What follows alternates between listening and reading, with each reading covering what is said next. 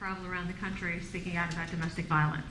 I'm the chairperson of the Nicole Brown Charitable Foundation, and I travel. I've been traveling for the last 12 years after my sister's murder. I educate communities on the dangers of family violence, and I also teach them about the cycle of domestic violence. I also implement programs, or teach people how to implement programs that I've learned in my travels worldwide. My job is never ending. I'm always learning something, and here today I'm learning the importance of how wireless communities are going to help communities in a whole, the people that are living in these neighborhoods, and the governments that are going to be in place as well. And I think that since I'm a resident of Orange County, I'm really concerned, because I think that there's so much violence out there in the communities, and that's all you hear about in the news lately. And I've been hearing about the shootings at the schools. You've been hearing about Erin Runyon, Samantha Runyon's mother, talking about child abductions. You've been hearing about the Duke University lacrosse team regarding alleged allegations of raping a student. And one of the most prevalent is cyberstalking. And that's something that I've been learning a lot about, since I am also going to be hosting a show called Predators. And cyberstalking was a huge issue as far as the child abductions and the goings-on the internet. Well, as I've been doing my research, I realized that in 1993 there were 5,000 websites. And today there are over 2.5 billion websites, and 25,000 of those websites are exclusively devoted to pornography. And 12,000 of those sites are being run by pedophiles. 58% of predators were women and 42 were men. And that really shocked me. I was stunned when I heard those statistics. And the female predators were typically younger than the male predators, 31 years of age for women and 34 for men. Ladies and gentlemen, that's why we're here today, because what we have to do is we have to work together to make our communities safer. We've read about school violence, and until 1999, most violence was lashing out against students and teachers, until two boys took the lashing out to an extreme. And what they did is they detached themselves from society, and together they started fantasizing about the act of killing people in schools. Their fantasy became a reality, and then it became their mission in life. They planned on killing 600 people, but fortunately the bombs did not go off, and they killed 13 people. After the Columbine high school shootings, there were 350 copycat crimes of kids trying to imitate what they saw. That's scary. The Columbine shooting became the standard for kids who lived on the edge, who felt extremely disenfranchised with reality and with the norm. There are 84 child abductions in this state of California alone. And according to the National Center for Missing and Exploited Children, there will be over 58,000 non-family abductions this year in the United States. 1 out of 5 girls, those of you who have daughters, be careful. 1 out of 10 boys will be sexually abused before they reach adulthood. But those statistics are frightening. It has to stop. On January 13th, 1996, a 9-year-old girl, Amber Hagerman, was riding her bicycle in Arlington, Texas, when a neighbor heard her scream.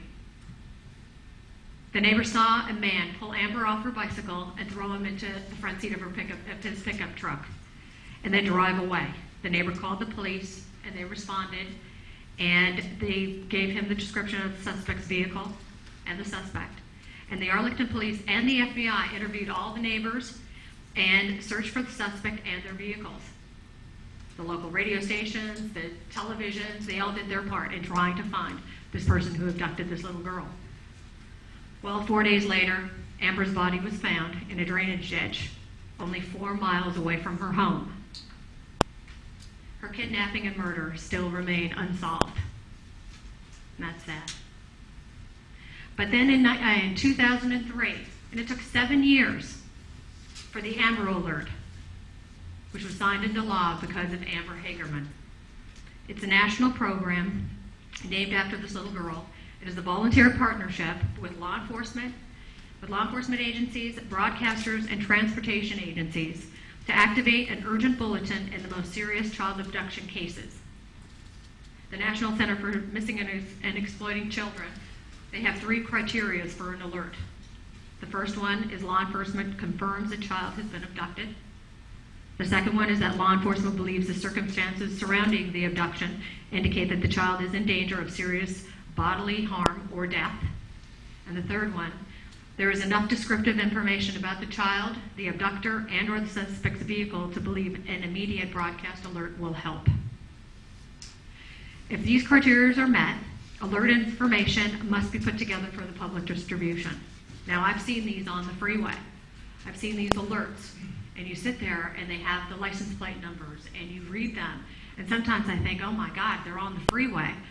And everybody kind of stops to look at them, and they're going to they're going to cause an accident on the freeway, but I know the importance of them.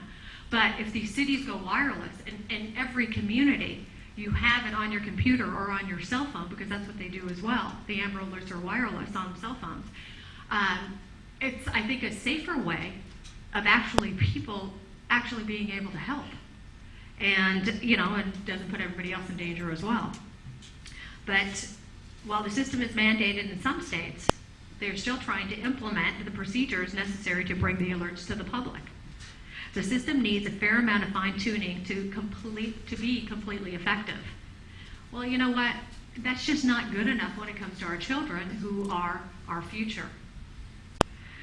So what I'm proposing, and this is something that we've been working on at the Wireless City, is an online community safety network, Lifestyle Inspirations community portal. And it will provide a single source for real-time community safety activities and reports. It will allow the community and special interest groups to form a movement to prevent incidences. It creates a forum to support greater awareness and continuous education. The people can work with law enforcement agencies to spread the word at a grassroots level. It addresses all the community safety categories with specific solutions and method prevention tactics. And it allows families and children to plan in case of an emergency. So, would you guys all agree that community violence is more prominent than you thought in our communities? It did me. I mean, as I was doing this research and looking up all these statistics, it kind of scared me. And I thought, oh my gosh, you know what? I have a 20-year-old son, but he still isn't out of harm's way. So we need to work together in order to make our communities safer. And I think that with everything that's going on in this wireless age and this new municipal wireless network employment, that if we do it right the first time, we're going to be able to save lives. If we don't do it right the first time, and I look at it as the windmills that when you go out to Palm Springs, people got screwed royally out of millions and millions of dollars in those windmills. Now the windmills are working fine, but we don't get any of the electricity. It goes to Arizona. So I look at it as such. Let's not do it wrong the first time. Let's do it right. Let's work together, making this the most powerful movement that we can do, making our community safe.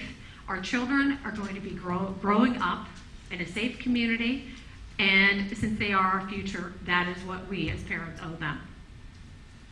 The real power of creating a community safety program comes from the people working together and adopting a prevention platform. The wireless technology and the applications like the Lifestyle Inspiration Community Portal that is being designed to be in support of the municipal wireless movement will allow for more advanced tools to increase awareness and prevention. And it is my personal goal to spread the word regarding these real benefits and what they can deliver in support of community safety measures. As Glenn said earlier, the municipal wireless movement could single-handedly eliminate the closed garage door syndrome. Please join in working with me to open up these garage doors and making our community safer. Thank you.